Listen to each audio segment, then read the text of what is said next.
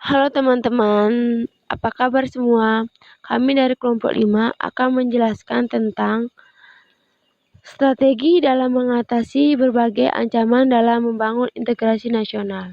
Sebelumnya, perkenalkan nama saya Nimade Desyanti, absen 27. Kalian tahu nggak sih apa yang dimaksud dengan strategi? Strategi adalah pendekatan secara keseluruhan yang berkaitan dengan pelaksanaan gagasan, perencanaan, dan eksekusi sebuah aktivitas dalam kurun waktu tertentu. Sedangkan apa sih yang dimaksud dengan integrasi nasional? Jadi, integrasi nasional adalah usaha dan proses mempersatukan perbedaan-perbedaan yang ada pada suatu negara sehingga terciptanya keserasian dan keselarasan secara nasional. Ancaman integrasi nasional ada yang bersifat non-militer dan bersifat militer. Untuk mengatasi hal tersebut, berikut akan dijelaskan oleh teman-teman saya. Perkenalkan, nama saya Iwan Krisna Pertama. Di sini saya akan menjelaskan strategi dalam mengatasi ancaman non-militer. Globalisasi telah berpengaruh kepada semua bidang kehidupan. Ancaman yang dihadapi oleh bangsa Indonesia dalam membangun integrasi nasional tidak hanya bersifat militer, tetapi ancaman non-militer pun tidak kalah bahayanya.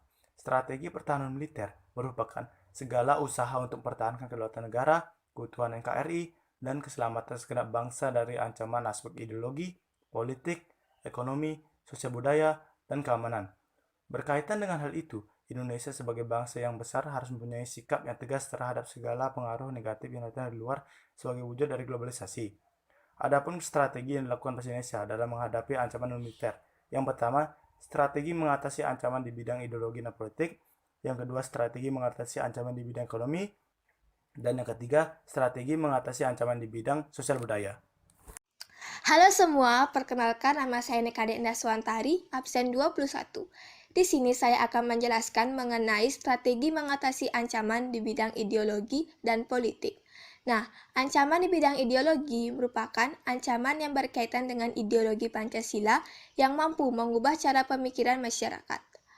Contohnya yaitu dengan dibentuknya suatu kekuatan untuk mengganti dasar negara yaitu Pancasila. Sedangkan ancaman di bidang politik merupakan ancaman yang sifatnya tidak langsung dan dapat memecah belah kelompok. Ancaman di bidang politik ini ada yang berasal dari dalam negeri dan ada juga yang berasal dari luar negeri. Contoh ancaman di bidang politik dari dalam negeri yaitu yang pertama, korupsi, kedua, konflik SARA yang dikaitkan dengan politik, yang ketiga, isu-isu politik, dan yang keempat, pelanggaran HAM. Sedangkan ancaman politik dari luar negeri yaitu yang pertama, terorisme, dan yang kedua, spionase. Adapun strategi yang dapat dilakukan dalam mengatasi hal tersebut. Yang pertama, mengembangkan demokrasi politik. Yang kedua, mengaktifkan masyarakat sipil dalam arena politik. Yang ketiga, memahami lebih dalam arti Pancasila sebagai ideologi negara. Yang keempat, menumpas setiap gerakan separatis. Yang kelima, menegakkan supremasi hukum. Dan yang keenam, meningkatkan ketahanan masyarakat dalam menghadapi usaha pemecah belahan dari luar. Nah, demikian strategi dalam mengatasi ancaman di bidang ideologi dan politik. Perkenalkan, nama saya Nika Debel Sana Paramita, absen 19. Di sini saya akan menjelaskan tentang strategi mengatasi ancaman di bidang ekonomi. Mulai abad kedua, paham liberal kembali banyak dianut oleh negara-negara di dunia, terutama negara maju. Keberadaan lembaga-lembaga ekonomi dunia seperti IMF, Bank Dunia, dan WTO belum sepenuhnya memihak kepentingan negara-negara berkembang. Sistem ekonomi kerakyatan merupakan senjata ampuh untuk melumpuhkan ancaman di bidang ekonomi.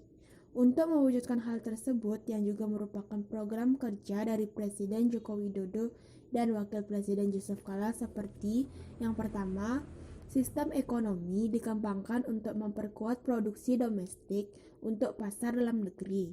Yang kedua, pertanian dijadikan prioritas utama. Yang ketiga, industri-industri haruslah menggunakan bahan baku dari dalam negeri. Yang keempat, diadakan perekonomian yang berorientasi pada kesejahteraan rakyat. Dan yang kelima, tidak bergantung pada badan-badan multilateral.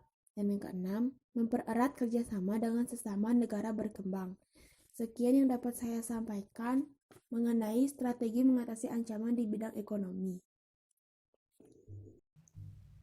Halo teman-teman, perkenalkan nama saya Niwayan Utami Pratiwi, absen 36. Di sini saya akan membahas mengenai strategi mengatasi ancaman di bidang sosial budaya.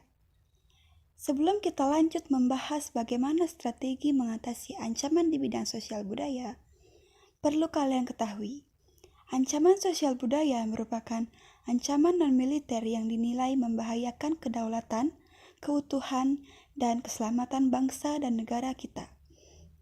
Ancaman di bidang sosial budaya ada yang berasal dari dalam dan ada yang berasal dari luar. Ancaman dari dalam yaitu seperti kebodohan, kemiskinan, dan ketidakadilan. Sedangkan ancaman dari luar itu seperti gaya hidup yang konsumtif, pudarnya semangat gotong royong, dan lunturnya nilai keagamaan. Hal ini akan mengancam pada persatuan dan kesatuan bangsa, nasionalisme, dan patriotisme. Nah, adapun strategi untuk mengatasi ancaman di bidang sosial budaya, yang pertama, berpegang teguh pada ideologi Pancasila. Yang kedua, selektif terhadap budaya yang masuk ke Indonesia. Yang ketiga, meningkatkan persatuan dan kesatuan melalui perkembangan tradisi. Yang keempat, memelihara keselarasan, keseimbangan fundamental, yaitu keseimbangan manusia dengan alam, manusia dengan Tuhan, dan manusia dengan masyarakat. Nah, itulah strategi mengatasi ancaman di bidang sosial budaya. Perkenalkan, nama saya Gatot Agus Darmiasa, absen 7. Di sini saya akan menjelaskan tentang strategi dalam mengatasi ancaman militer. Ancaman militer merupakan ancaman yang melibatkan kekuatan militer dengan menggunakan senjata dan peralatan lainnya secara ilegal masuk ke wilayah Indonesia, bergerak secara terorganisir, menyerang wilayah negara sehingga dikhawatirkan akan membahayakan keutuhan NKRI. Berikut beberapa bentuk ancaman militer. Yang pertama, pelanggaran wilayah dengan cara masuk dan melintasi wilayah negara tanpa izin. Kedua, terorisme dan pemberontakan yang menggunakan senjata api. Ketiga, agresi, ialah ancaman militer dari negara lain yang menggunakan kekuatan bersenjata.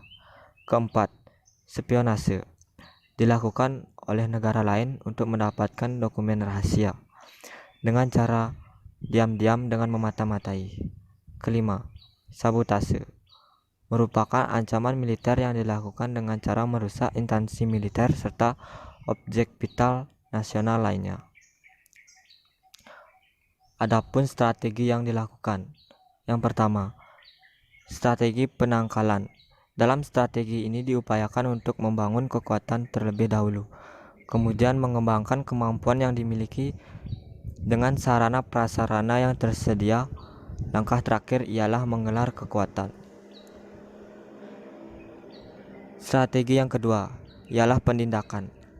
Dalam fase ini, langkah peperangan mulai ditempuh untuk menghancurkan musuh di wilayahnya, kemudian menghancurkan musuh sebelum dan saat masuk wilayah zona ekonomi eksklusif Indonesia.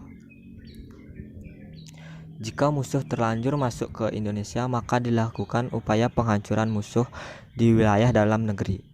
Lantas upaya terakhir ialah dengan peperangan berlarut. Strategi ketiga yaitu strategi pemulihan.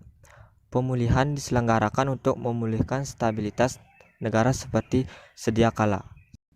Baik, sekian penjelasan mengenai strategi dalam mengatasi berbagai ancaman dalam membangun integrasi nasional.